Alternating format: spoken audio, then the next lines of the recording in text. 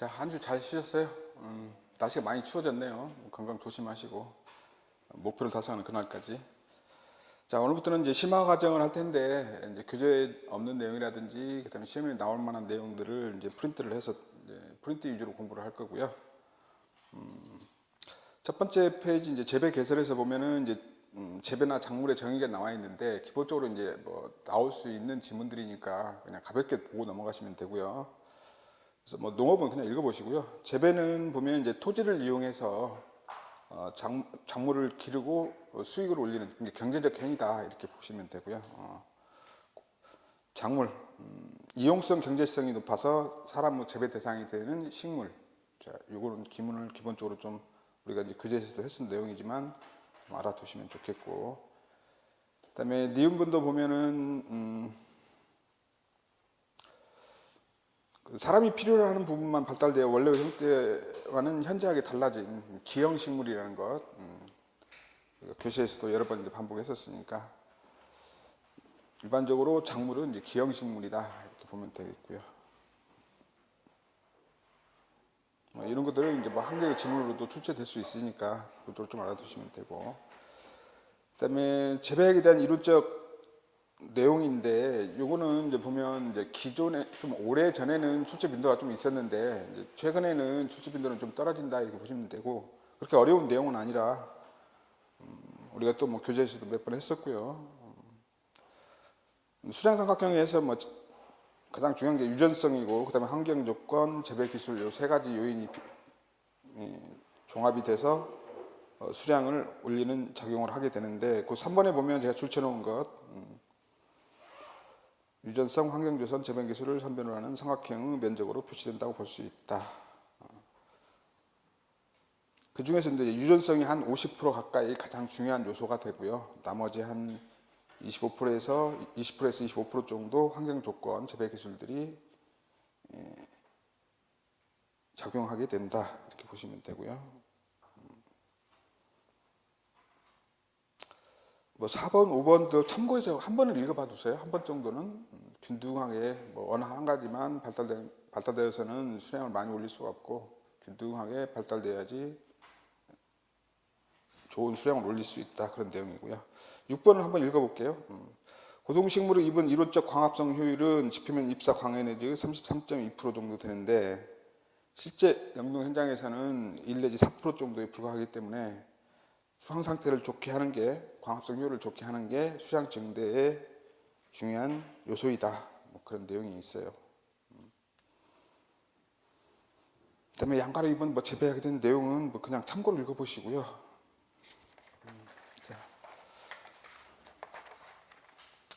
자, 재배의 특징.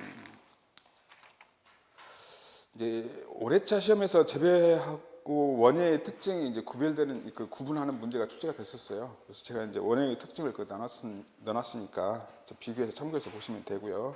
일반적으로 재배의 특징 먼저 볼게요. 일단은 뭐 생명체를 다루는 거잖아요. 살아있는 생물체를 다루기 때문에 좀 일반 그 공산품을 생산하는 거하고 좀 다르죠. 그래서 토지를 생산 수단으로 한다. 그다음에 자연환경의 영향을 크게 받는다. 이제 그렇기 때문에 토지를 생산 수단으로 하기 때문에 유기 생명체를 다루고 토지를 생산 수단으로 하기 때문에 자연환경의 영향을 크게 받고 생산 조절이 자유롭지 못하다. 그다음에 분업적으로 생산하기 어렵다. 이런 내용. 이유는 그 1번의 내용이고요. 그다음에 토지를 이용함으로 있어서 수학 체감의 법칙이 적용된다. 수학 체감의 법칙이라는 것은 이제 일반적으로 그 생산에 필요한 3요소인 토지, 자본, 노동 이 세 가지 요소 중에 이제 어느 한 요소가 증가한다고 해서 뭐 더 이상 생산성이 증가하지 않는다는 내용이에요. 그러니까 예를 들면 이제 100명의 어떤 생산물을 생산할 때 한 명 더 채용해서 생산을 한다 그래서 그 수확량이 그 한 명 채용한 만큼 증가하지 못한다는 이제 그런 이론이 수학 체감의 법칙이에요. 그쪽으로. 리위가 주장했었죠. 그런 내용이고요. 그다음에 자본 회전이 느리고 노동 수요가 연중 균일하지 못하다. 그다음에 재배 결과 얻어진 농산물은 변질되기 쉽고 가격 변동이 심하며 가격에 비해 중량이나 용적이 큰 것이 많아서 수정비가 많이 든다. 뭐 기본적으로 6번 지문도 좀 한두 번 더 읽어봐 두셔야 되는 그런 지문이고요. 그다음에 유통 마진이 크기 때문에 중간 상인 역할이 크다. 그다음에 수요와 공급 탄력성이 작다. 크지 않고 작다.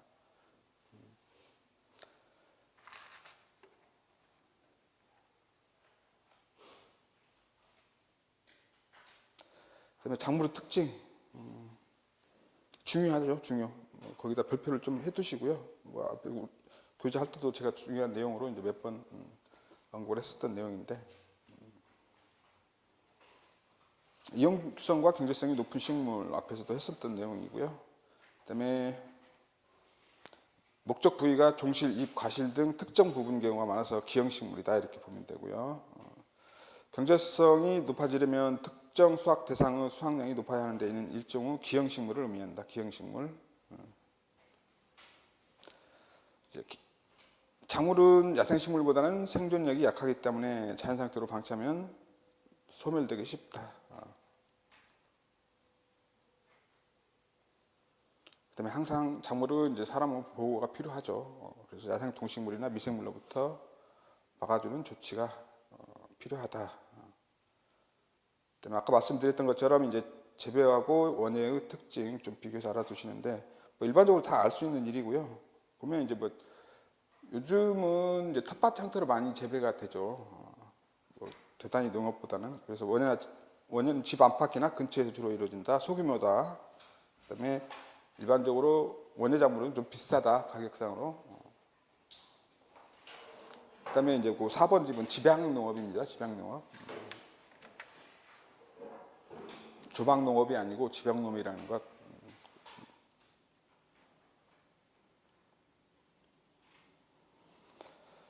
그다음에 재배의 기원.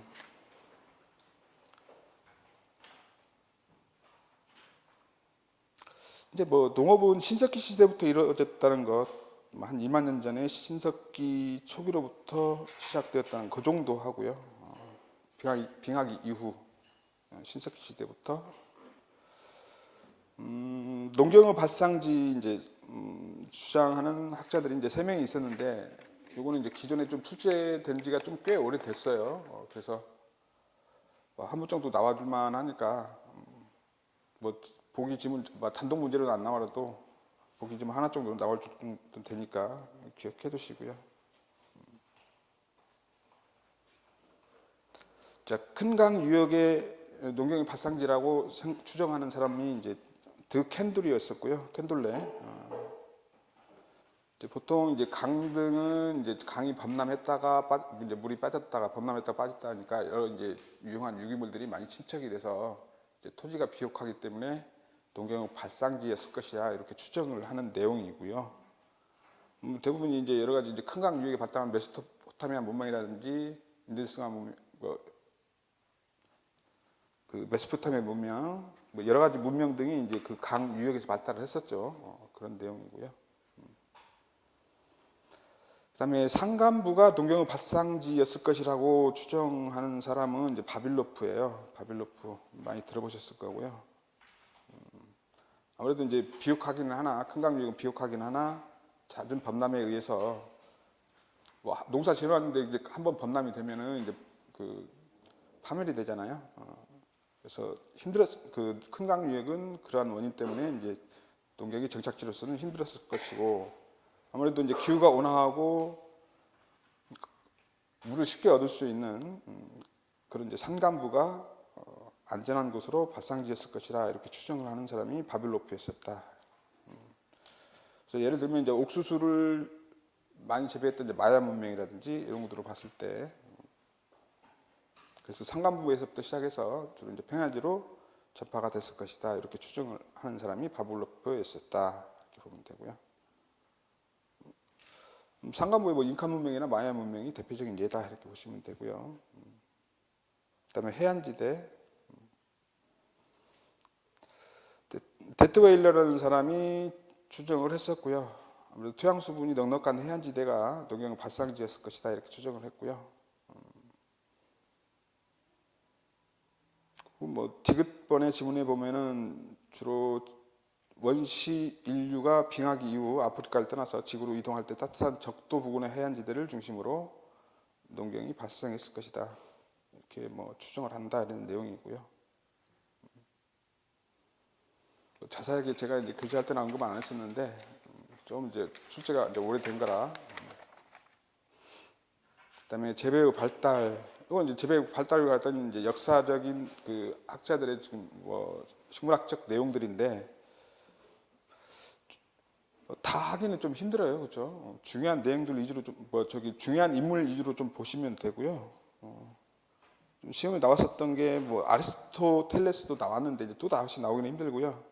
그다음에 4번 정도는 로이스 NPK의 중요한 원소임을 밝혔다 이런 내용하고요. 리비는 중요한 사람이니까 꼭 기억해 두시고요. 무기영양설, 최소율 법칙 뭐 이런 것들 내용이 있죠, 그렇죠?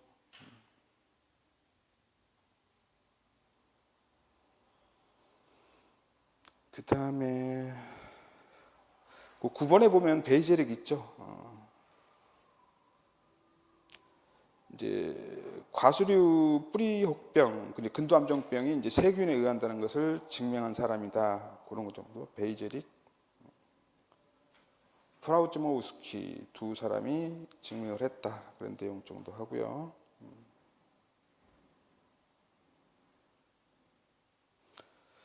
그다음에 뭐쭉 3번에 다이는 다 아실 거고 쭉 넘어갈게요. 그다음에 4번에 바이스만도 중요한 사람 아니고 넘어갑니다. 맨델은 다 아실 거고 요한센 좀 기억해 두시고요. 순교설을 주장한 사람이고요. 순교설은 뭐 기본적으로 뭐 순교 내에서는 선발의 효과가 없다. 주로 이제 환경 변이이기 때문에 선발의 효과가 없다 그런 내용이고요. 요한센. 보감도 시험에 나왔었으니까 한 번 정도 읽어봐 두시고요. 초파리 실험으로 반성 유전을 실험적으로 증명한 사람이다 이렇게 보면 되고요. 그다음에 밀러도 좀 기억을 해두시고 X선으로 돌연변이가 생기는 것을 발견했다.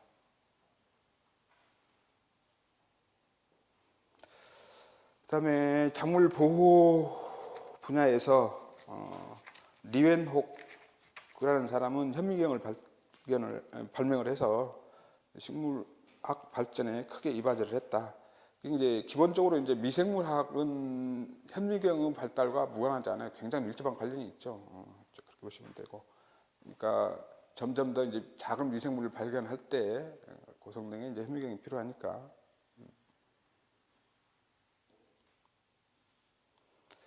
자, 버클레이도 좀 기억해 두시고요. 이제 감자가 이제 부패하는 게 이제 곰팡이에 의하다는 걸 밝혔다.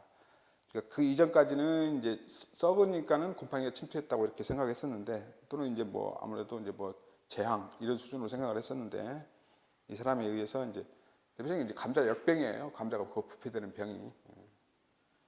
그래서 이게 이제 그 파이토프트라 인페스탄스라는 그런 이제 곰팡이에 의한 것이라는 것을 밝혔던 사람이다 이렇게 보면 되시고요. 그다음에 뭐 파스텔은 참고해서 밀라르데, 보르덱 창제자 이렇게 보시면 되고요.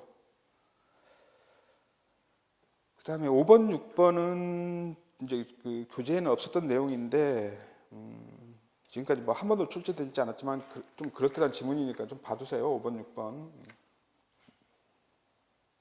천적으로 이제 방지한 생물학적 방지의 최초 우예가 깍지벌레의 천적인 대팍벌레. 그러니까 대팍벌레 이제 무당벌레를 얘기하는 거예요. 무당벌레. 깍지벌레의 방제에 무당벌레를 도입해서 방지한 생물학적 방지의 최초 우예다. 그 다음에 6번은 이제 화상병이 벌에 의해 매개된다는 것이 최근에 발견됐다. 화상병. 또 사과나무 화상병은 이제 세균병이에요. 세균병인데 이게 이제 그 벌에 의해서 벌의 종류는 좀 명확하지는 않고 벌에 의해서 매개된다는 것이 뭐 경험적으로 증명이 됐다는 거.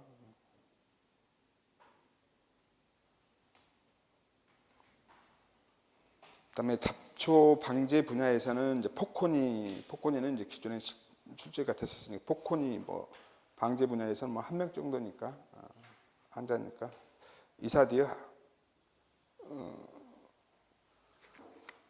이사디를 합성한 사람이다. 이사디는 뭐 누차 얘기하지만 뭐 호르몬형 이행 제초제입니다. 고농도에서는 제초제, 저농도에서는 호르몬. 70년대 제초제가 본격적으로 사용되어서 농작물의 수량이 급속도로 증가를 했죠. 참고 정도 하시면 되고. 그다음에 생장 조절 물질 분야에서 한마디로 하면 이제 호르몬 분야에서 공을 세운 학자들 다윈, 그다음에 웬트는 좀 기억해 두시고요. 기후 자엽초로 어떤 물질이 존재한다는 것, 옥신이라는 것은 확신하지 않았지만 어떤 물질이 존재한다는 것을 확인한 사람이다. 그 외에 이제 코글이라는 사람이 옥신이 최초 식물 생장 조절제라는 것을 규명한 사람이다. 식물 호르몬으로서 옥신을 규명했다. 그다음에 쿠로자와의 지베렐린도 좀 기억해 두시고요. 키다리병으로부터 지베렐린이 존재하는 것을 증명을 하고 명명을 했다. 그다음에 밀러도 출제되었으니까 좀 기억을 해주시고요. 시토킨인의 발견자 밀러, 오오쿠마 아부시산. 그러니까 뭐 키워드만 오오쿠마 아부시산, 밀러, 뭐 시토킨인, 쿠로자와 옥신 이 정도로 기억을 하셔도 돼요. 그다음에 뭐 간에는 에틸렌 이렇게 네 가지, 옥신, 시토키닌, 그다음에 아부시산, 그다음에 에틸렌. 8번은 참고해서 보시고요.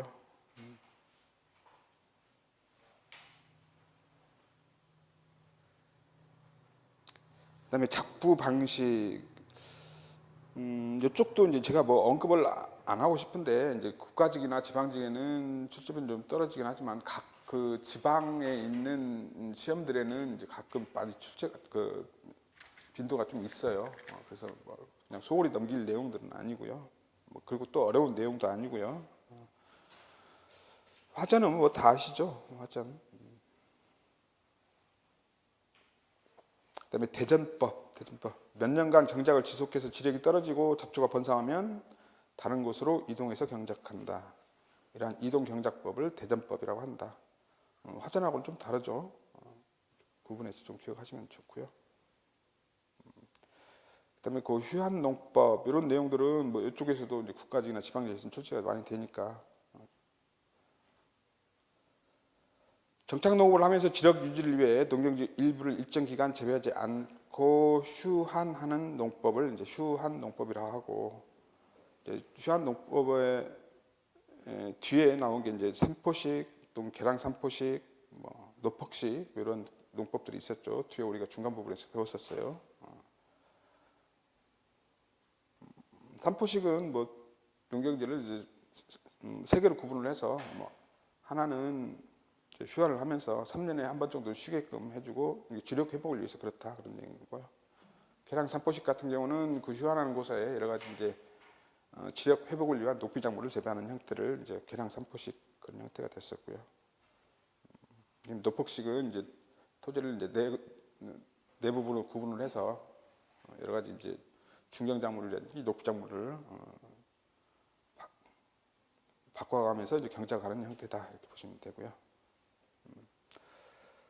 거기서 뭐 공과작물의 순환농법은 지금 설명드렸던 내용, 계량산포식, 그다음에 노폭식 그런 내용들이고요. 자유경작은 그때 이제 그 시세에 따라서 이제 비싼 작물을 재배하는 형태다. 그래서 이제 아무래도 이제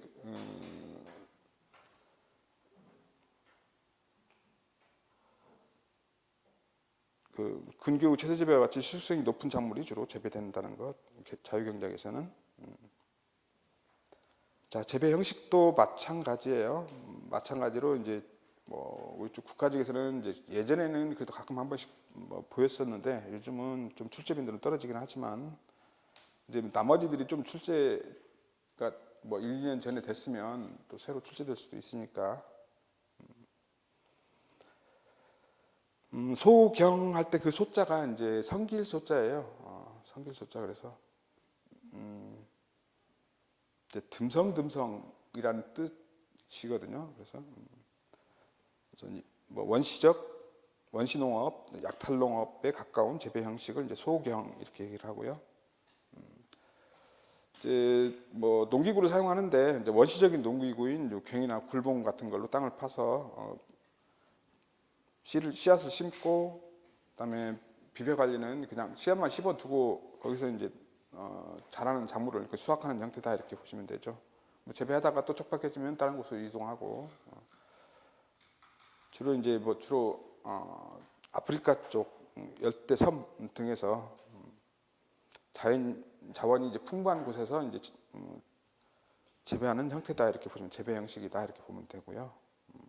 그다음에 식경, 그 식자가 식민지 할 때 식자도 되고요. 그래서 식민지 농업이다 이렇게 보면 되고, 기업적 농업 형태, 주로 가격 변동에 예민하다 이렇게 보면 되고요. 그래서 주로 재배되는 식경 형태로 재배되는 작물은 이제 대단히 기업적 농업으로 재배되는 작물의 종류에는 이제 커피, 고부나무, 사탕수수, 담배차 등이죠. 이게 식민지에서 싼 값의 노동력을 이용해서 기업적으로 재배하는 형태다 이렇게 보시면 되고요. 그다음에 곡경하면 이제 곡자가 그 곡식할 때 곡경이에요. 곡자예요. 곡식할 때 공유 이주 농업 재배 형태다 이렇게 보면 되고요. 그래서 기계화돼 있고 대규모 곡물을 상품으로 생산하는 농업. 그래서 미국이나 유럽, 캐나다 등은 이제 그 선진국에서 재배하는 형태다 이렇게 보면 되고요. 그다음에 포경. 그리고 포자가 이제 우리가 보통 이제 그 작물을 재배하는 장소를 이제 포장이라고 하잖아요. 포장. 그러니까 어떤 일정 지역에서 작물을 재배하는 형태를 이제 포경이라고 하고요. 그래서 유축농업, 혼동농업의 형태다. 키워드는 이제 가축과 작물을 서로 이제 균형 있게 재배하는 형태의 농업이다. 이렇게 좀 기억해 두시면 되고요. 그래서 가축 분뇨나 구비 등에 의해서 지력 소모를 막을 수 있는 그런 재배 형태. 그다음에 원경, 그 원자가 이제 과수원 할 때 원자예요. 공원 할 때 원자도 되고요. 그래서 원예 또는 원예적 농경 형태, 원예의 농경 형태. 그래서 소농구와 축렵, 소규모 농업이다 이렇게 보시면 돼요. 그래서 관계, 보온 육묘, 보온 재배 등으로 비료를 많이 사용하는 그런 재배 형태다.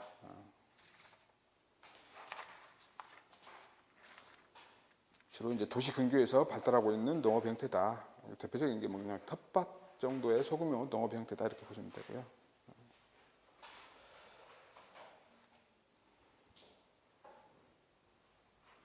농지 분화, 초지, 화전, 용어니까요. 그다음에 밭, 논의 종류, 분류가 아니라 종류도 쭉 봐두시고요. 용어들이 어려운 용어들은 아니에요, 그렇죠? 우리가 이제 뒤에 보면 배에서는 고논 이런 것도 있었죠. 고논 습답을 얘기하는 거죠. 우리나라 재배 경험과 발달, 중요한 내용들은 없고요. 쭉 보시면 삼한시대, 삼국시대 쭉 넘어갈게요. 7페이지.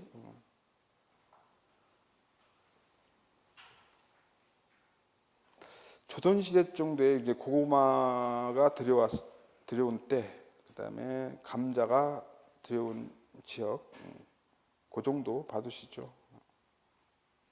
그 앞에도 기존에는 이제 좀 오래 전에 이제 출제는 됐었는데 그렇게 중요한 비중은 없습니다. 그다음에 작물 기원과 전파에서 작물 기원, 인류가 정주 생활을 시작하고 식물의 생활환에 개입을 해서 그 일부를 관리하게 되면서 재배가 시작되었다. 식물은 인간의 관리에 적응하는 방향으로 순화, 진화하여 재배형의 종, 즉 작물이 발달했다. 재배종이 발달을 했다. 그래서 작물의 야생형 식물을 야생종이라고 하고 재배하는 식물을 재배종 이렇게 얘기를 하죠. 그래서 보통 재배종들은 야생종으로부터 변이, 진화, 발달되어 온 식물이다 이렇게 볼 수가 있고요. 식물의 진화 내용 중요하죠. 그 진화 과정도 중요하고요. 변이, 도태, 적응, 순화, 격리 형태로 식물은 진화 발달한다 이렇게 보시면 되고요. 그다음에 격리에서 지리적 격리, 생리적 격리, 인위적 격리도 중요하고요. 지리적 격리 뭐 올해차 시험에도 나왔었고요. 지리적 격리는 지리적으로 떨어져 있어서 유전적 교섭이 방지되는 현상을 이제 지리적 격리라고 하고요. 생리적 격리는 고기 옆에 있는 개화기 차이라든지 교잡 불임 그 내용도 반드시 좀 기억을 하시고요. 개화기 차이라든지 교잡 불임 등의 생리적 원인에 의해서 유전 교섭이 방지되는 현상을 생리적 격리라고 한다. 인위적 격리는 인위적으로 유전적 순수성을 유지하기 위해서 다른 유전자의 형과 교섭을 방지하는 것. 그래서 다른 꽃가루 와서 교섭되지 않도록 여러 가지 이제 시설을 하는 격리를 이제 인위적 격리라고 한다.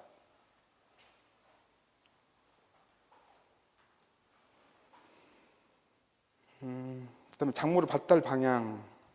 얘는 지금도 이제 출제 빈도는 높으니까요. 제가 중요하다고 표시를 해놨는데 제가 이제 강의를 하면서 설명드리려고 중요하다는 표시는 제가 이제 별도로 뺐어요. 그러니까는 그때 좀 표시를 하면 좋겠고요. 그리고 기본 교재에서도 여러 번 언급했었으니까 어려운 내용은 아닐 것 같아요.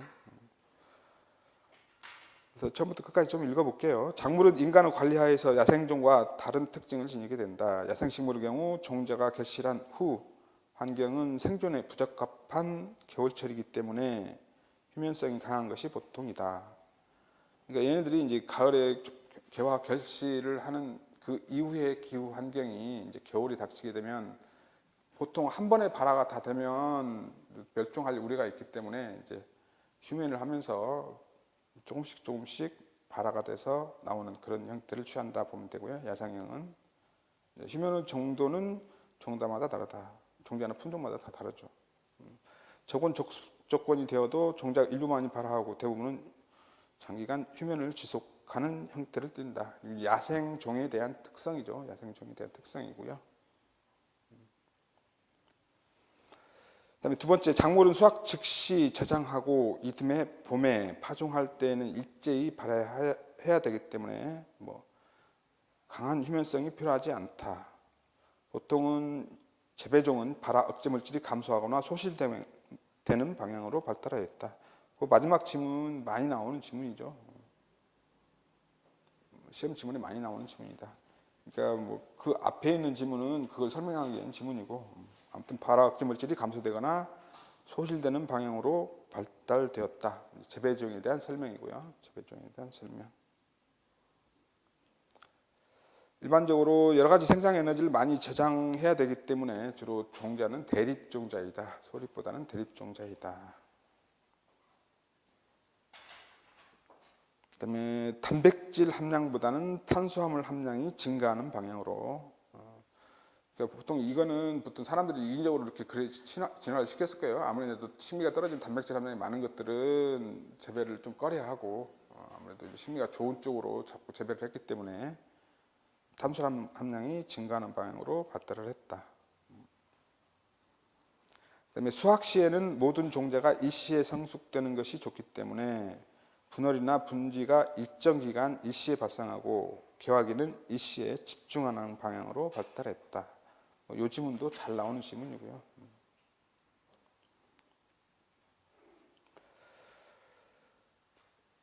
이제 종자도 일시에 성숙을 해서 보통 동시에 수확을 하는 방향으로 발달을 하고 분할이나 분지도 일정 기간 일시에 발생을 하고 개화기도 일시에 집중하는 방향. 그와 상대적으로 야생종은 서서히 나오는 형태로 발달을 했다. 이렇게 되고요. 그다음에 8페이지 작물의 유형관계를 밝히는 방법. 그 제목만이라도 좀 봐두세요. 교재에는 없었던 내용인데. 그래서 유형관계를 밝히는 방법에는 형태적으로, 생김새로, 그다음에 생리적으로, 그다음에 생태적으로 기후나 온도 이런 것에 대한 어떤 세계적인 특성에 의해서 그 유형관계를 밝힐 수가 있고요. 그다음에 교잡해 보면 또 알죠, 그렇죠? 교잡해서 잘 교잡이 안 되고 불임 형태가 되면 같은 근형 관계가 아니고, 교잡이 잘 되는 형태면 이제 가까운 근형 관계다 이렇게 할 수가 있고요. 그다음에 염색체 핵형 분석을 해도 알 수 있죠. 염색체 분석 등도 유형 관계를 밝히는 방법으로 사용이 되고요. 아무래도 이제 염색체 수라든지 염색 그런 것들이 다 거의 동일하겠죠. 그다음에 면역학적 방법, 식물 종들의 종자가 함유하고 있는 단백질의 동위질성을 검증해서, 그러니까 이제 동위 원소 중에도 효소들 중에도 같은 기능을 하면서 그 분자적인 구조가 다른 것들이 있거든요. 이제 그런 것들을 가지고 유형관계를 판단하는데 쓰일 수도 있고요. 면역시킨 단백질과 비교적 가까운 성질의 것이면 친강 반응이 생기고, 비교적 먼 성질의 경우에는 친강 반응이 생기지 않는다. 그러니까 친강 반응, 그러니까 보통 항원 항체들도 구성 성분은 단백질이잖아요. 이런 것들은 이제 같은 성분일 때는 서로 어떤 반응에 의해서 친강 반응이 일어납니다. 그런 것들을 이용한다. 참고로 좀 알아두시면 되고요. 그 다음에 작물 기원지에서 지리적 미분법 주장한 사람 바빌로프하고 득헨들레라는 사람이 있었고요. 득헨들레 저술 재배식물의 기원이라는 저술에 의해서 발표가 됐고요. 바빌로프 다 아시는 사람이고요. 그래서 그 밑에 표 형태로 출제가 많이 돼서 좀 괴롭긴 하지만 어쩔 수 없이 공부를 해야 되는 거고요. 자, 중국이 기원지인 작물에는 이제 육조보리, 그다음에 콩팥, 배추 이 정도는 반드시 좀 기억을 하시고요. 나머지 조피 메밀, 그다음에 콩과의 자원형, 동양배는 감, 복숭아 이런 종류들은 이제 중국이 기원지다. 그다음에 저 인도나 동남아시아 지역의 좀 열대 지역이 원산지인 것들은 별은 다 아실 거고, 참깨 뒤쪽에 이제 가지, 생강, 오이까지 정도. 그다음에 아시아 지역에 기장 완두, 그다음에 뒤에 당근 양파,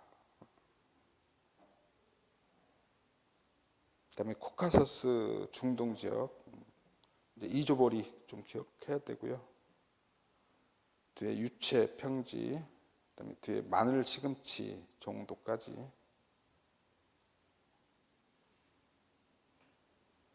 그다음에 지중해 연안 뒤에 그 밑에 양배추 상추 있죠. 무 양배추 상추. 그다음에 중앙 아프리카 지역 뒤에 수박 좀 기억을 하시고요. 그다음에 멕시코 중앙 아메리카 지역 옥수수 대표적으로 좀 기억을 하시고요. 그다음에 중앙에 고구마 있죠. 고구마 멕시코 중앙 아프리카 지역 잉카 문명이나 마야 문명 지역. 그다음에 남아메리카 지역에는 가지과 가지를 제외한 가지과들, 그다음에 땅콩, 고추까지, 고추는 가지과고.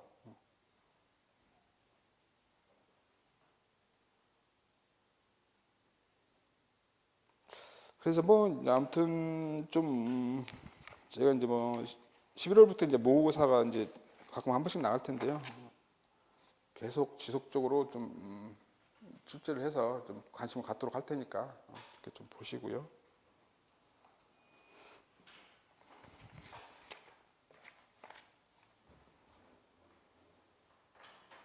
그다음에 9번 참고로 식물의 기원지를 알아내는 방법에는 식물 지리학적 방법, 고학적 방법, 그다음에 세포 유전학적 방법 이런 방법들이 있다. 얘도 뭐 제목 정도는 기억해 두시고요.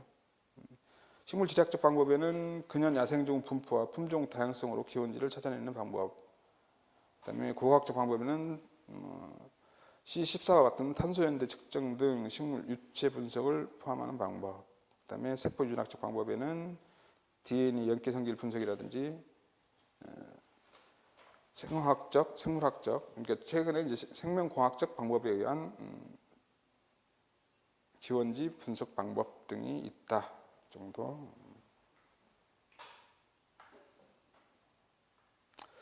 그다음에 작물의 분류, 그래서 종류와 종수.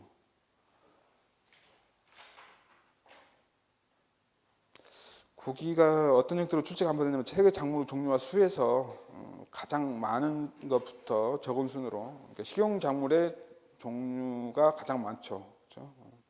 거의 40% 가까이가 되고요. 식용 작물이 40% 가까이. 그다음에 이제 약용 작물이 한 15% 가까이 그다음에 되고요.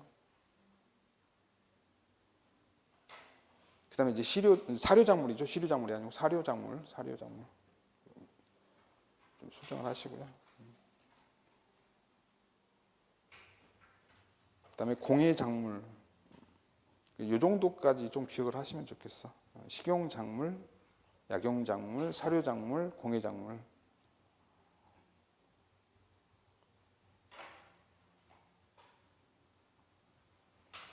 그다음에 그 밑에도 마찬가지로 식용 작물의 종류 수에서는 화학류가 가장 많고요. 화학류, 두류, 그다음에 서류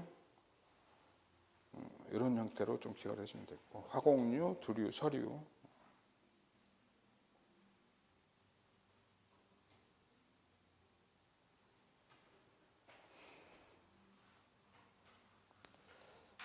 그다음에 그 작물의 분류에서 이제 기본적으로 먼저 이제 용도에 따른 분류, 지금 쭉 기술해 놓은 게 용도에 따른 분류라는 것을 먼저 좀 인식을 하시고요. 그러니까 이런 형태도 보면 뭐 용도에 따른 분류인지 사용 목적에 따른 분류인지 뭐 이런 것들 형태로도 출제가 되니까 그런 형태도 먼저 좀 인식을 하시고요. 용도에 따라서는 뭐 식용작물, 공해작물, 약용, 기호 뭐 이렇게 분류하는 게 용도에 따른 분류다.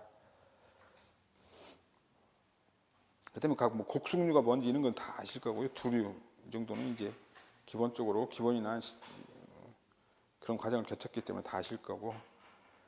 그다음에 공해 작물에서도 전분, 유료, 섬유, 당뇨로 이렇게 구분하는 것도 기본적으로 좀 인식하고 가셔야 돼요. 먼저 기본적으로 공해, 유료, 섬유, 당뇨. 예를 들면 공해 작물에 속하지 않는 것 이렇게 해서 출제가 될 수도 있으니까요. 그다음에 이제 제가 기본 교재에서도 한번 언급했었는데 거기 유료 작물에 아마모카가 속돼 있고 섬유 작물에도 아마모카가 들어 있어요. 뭐 올해차 시험에서 그렇게 출제가 된 적이 있으니까 좀 기억을 해주시고, 올해차가 아니라 작년 차.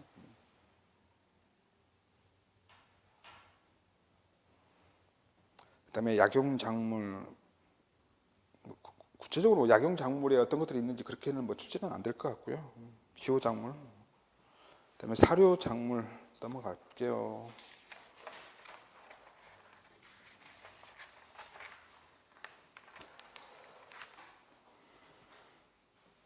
그다음에 이제 뭐 볕과 콩과 정도는 이제 구분하실 수 있을 것 같고요.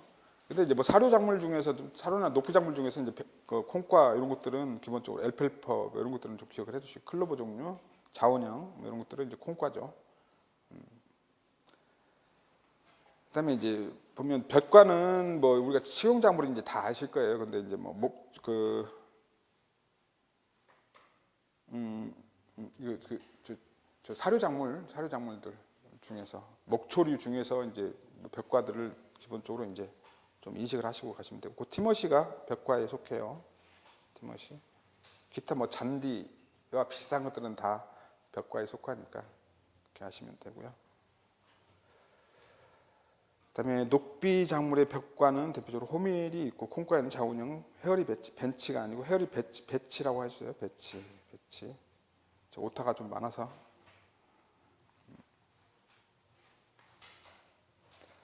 그다음에 원예 작물의 이제 채소류 중에 과채류, 협채류 뜻은 다 아실 거고요. 과채류, 그다음에 협채류, 꼬투리, 근채류, 뿌리 채소들, 경협채류, 잎이나 줄기를 주로 가식 부위로 사용하는 채소류. 그다음에 과수, 인과, 핵과, 장과, 견과, 준과. 그다음에 화요일에는 초번류, 목번류 이렇게 형태로 구분한다는 것. 즉 앞에 내용처럼 주로 이제 용도에 따른 분류고요. 이거는 그다음에 생태적으로는 이제 생존 연한에 따라서 1년생, 2년생. 그러니까 1년, 2년, 다년생 이렇게 구분하는 것은 생존 연한에 따른 분류다. 그리고 먼저 인식하시면 되고 대부분의 작물들은 이제 1년생이죠. 대부분 다.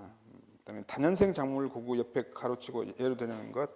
대부분 이제 무복권류들은 다 다년생이고요. 호프, 가라가스 대표적으로 작물 중에는 다년생이다 이렇게 보면 되고요. 근데 이것도 이제 재배 지역에 따라서 기후에 따라서 달라요. 작물들도. 그러니까 우리나라에서 재배될 때는 1년생 초봉이지만 고추 같은 경우도 저쪽 그 연중 기온이 높은 저기 열대지방에 가면은 다년생이에요. 뭐 줄기가 이렇게 굵은 것도 있고요. 그다음에 여름 작물, 겨울 작물은 이제 생육 계절에 따른 분류다 이렇게 봅니다. 생육 계절에 따라서는 여름 작물, 겨울 작물. 그래서 보통 여름 작물은 이제 봄에 파종해서 여름 동안 생육하고 보통 가을에 개화 결실하는 종류. 그다음에 겨울 작물은 보통 가을에 파종을 해서 겨울 동안 생육을 하고 보통 봄에 개화 결실해서 수확하는 작물 이렇게 보시면 되죠. 대표적으로 이제 맹류가 그렇죠. 맹류가. 그다음에 생육 조건에 따라서는 저온, 고온 또는 이제 열대, 저온, 고온, 열대. 그다음에 목초류는 한지역 목초, 난지역 목초 이렇게 구분을 하고요. 뭐 대표적인 저온 작물은 뭐 겨울 작물이 해당되죠. 그래서 맹류나 감자, 그다음에 메밀 이런 것도 저온 작물이고요. 고온 작물에는 이제 벼, 옥수수, 수수 대표적으로 그런 것들이고, 그다음에 뭐 한지역 목초, 난지역 목초. 그래서 주로 하고 현상이 심한 것은 주로 한지역 목초들이 그런 현상을 나타낸다. 별도로 이제 하고 현상이 뭔지는 이제 뒤에서 할 거고요. 대표적으로 이제 티머시나 일펄퍼가 주로 한지역 목초다 이렇게 보시면 되고요. 난지역 목초에는 이제 범위다 그랬어. 대부분은 서양 잔디들은 주로 이제 잔디 종류들은 이제 한지역 목초들이 대부분이에요. 이제 대표적으로 그냥 잔디류 중에 버무다 그랬으면 난지역 잔디예요. 난지역 잔디.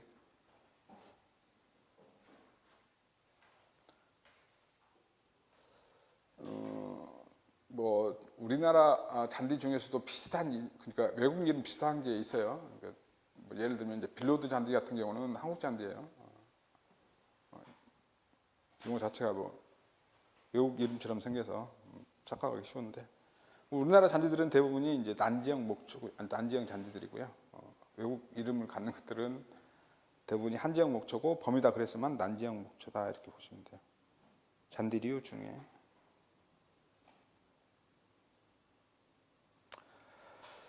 그다음에 생육형에 따라서 이것도 뭐 올해차 시험에도 나왔었고요. 그러니까 여기 있는 내용들은 뭐 이렇게 응용해서 이제 뭐 직접적으로 이렇게 막 그 용어 자체, 그 어떤 용어 자체를 묻는 건 아니고요. 그러니까 응용해서 출제가 되니까 찬찬히 좀 봐두셔야 되는 내용이에요. 그렇다고 해서 내용이 어려운 건 아니고요. 주형 작물 또는 이제 우리말로는 이제 포기 작물이라고 하죠. 주자가 이제 구루 주자고요. 식물체가 포기를 형성하는 작물이다. 그래서 벼나 맹류 등이 이제 주형 작물이죠. 포기를 형성하는 작물. 자, 포복형 작물은 이제 줄기가 땅을 기어가면서 자라는 작물, 대표적으로 이제 고구마가 거기에 속하고요. 자, 그렇게도 분류하고 직립형 또는 포복형으로 분류하기도 하고요. 주형, 포복형 또는 직립형, 포복형 이렇게도 구분하고요. 대부분의 목초들은 이제 직립형이고요. 그다음에 주로 이제 기어가면서 땅을 지표를 덮어서 생육하는 작물에는 이제 클로버 종류들이 그렇죠. 클로버 종류들. 클로버도 이제 지표를 이렇게 덮고 있으면 다른 거의 식물들이 들어올 수가 없어요. 그래서 이제 보통 과수원에 하부 식재, 하부 경작용으로도 많이 재배되죠.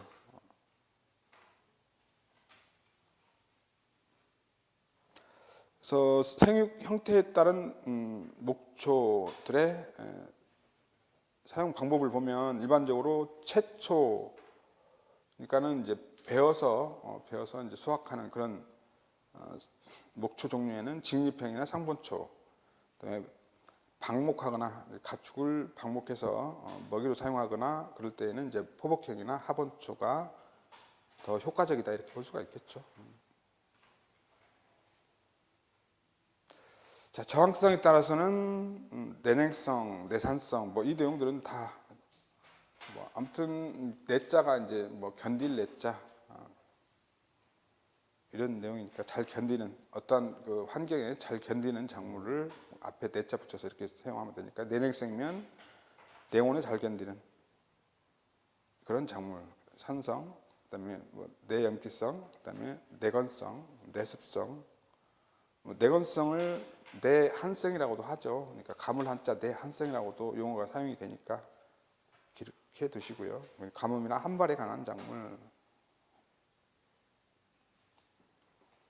나머지는 뭐 다 알 수 있는데 뭐 이 외에도 용어들이 많죠. 많지만 그러니까 얘네들은 뭐 지문으로 나와도 어렵지는 않아요. 뭐 금방 뜻을 알 수 있는 거니까. 그 재배 이용에 따른 분류는 좀 쉬웠다. 갈게요.